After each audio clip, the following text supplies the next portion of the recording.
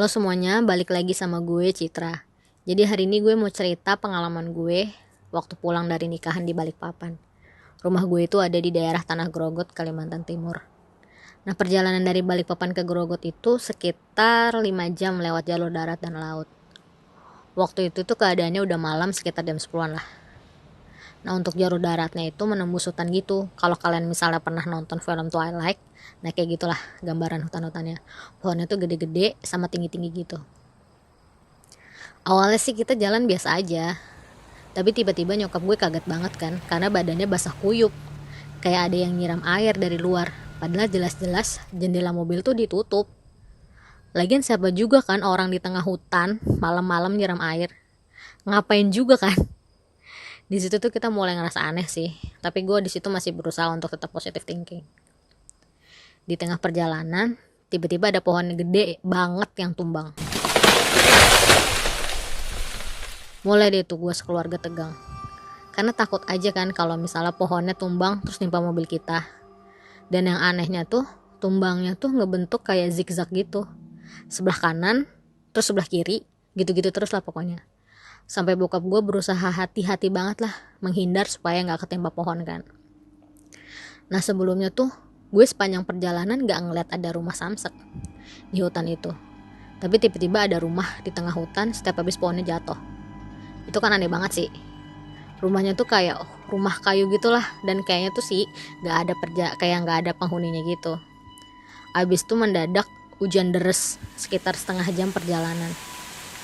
Hujannya tuh cuma di depan doang, cuma di depan mobil doang. Jadi cuman kaca depan doang lah ibaratnya yang basah. Kaca samping kanan kiri tuh belakang nggak basah sama sekali. Sampai pas gue buka kaca samping tuh nggak ada air yang turun sama sekali. Bener-bener kering, tapi di depan basah kuyup.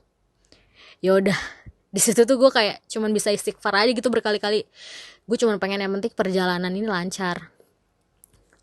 Nah abis itu tuh masuk waktu subuh. Gue, bokap dan nyokap tuh mutusin buat mampir ke musola gitu. Tapi musolanya tuh sepi banget dan lokasinya tuh kayak uji nyali gitulah. Ya kebayang lo ya semua ya gimana lokasinya. Akhirnya gue cuma nyempetin buang air kecil di situ dan memutuskan sholat di mobil aja lah. Di situ gue nggak ngeliat yang aneh-aneh sih, tapi sepanjang perjalanan gue nggak bisa tidur sama sekali. Rasanya tuh kayak panas, gerah gitu. Pas sampai rumah, bokap setelah buka pintu rumah tuh langsung sujud syukur. Gue sama nyokap kan bingung ya. Akhirnya kita pas abis sampai itu disuruh bersih-bersih dulu lah sama bokap. Abis itu ngumpul di ruang keluarga buat diceritain sama bokap. Ternyata selama perjalanan bokap gue tuh gak ngeliat apapun termasuk hutan. Bener-bener kosong, cuman warna silver metalik doang yang doi lihat sepanjang perjalanan itu. Mungkin bokap gue gak cerita ya biar kitanya gak panik kan, karena kejadian tuh udah aneh-aneh banget selama sepanjang perjalanan itu. Bahkan pas hujan pun, waktu hujan turun yang aneh itu tadi, bokap gue gak ngeliat. Terus pas pohon tumbang pun bokap bisa ngehindar, ternyata gara-gara gue sama nyokap gue teriak. Mungkin ya nih ya, kalau gue sama nyokap gak ngasih tahu saat itu, dah kita nggak tahu dah tuh nasibnya gimana. Masalahnya tuh pohon ya, masya Allah, gede-gede bener bu. Bokap gue pun bisa bertahan untuk tetap jalan karena bergantung sama garis putus-putus pembatas jalan aja, meskipun yang lain tuh nggak kelihatan. Abis itu nyokap gue bilang, ibu mau cerita sesuatu juga. Terus gue langsung kayak, apaan lagi sih bu? Tadi pas di musola, kan nyokap gue ditinggal di mobil kan sendirian. Tiba-tiba tuh ada yang ketawa.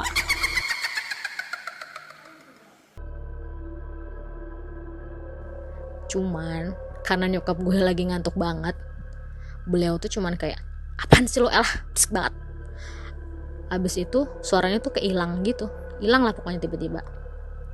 Nah kan ya, gue jadi mikir, jangan-jangan gue gak bisa tidur itu karena ada Mbak K ngikut di mobil.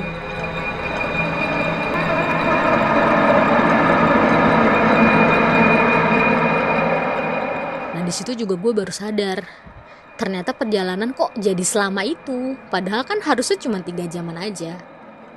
Tapi gue sampai rumah tadi jadi abis subuh.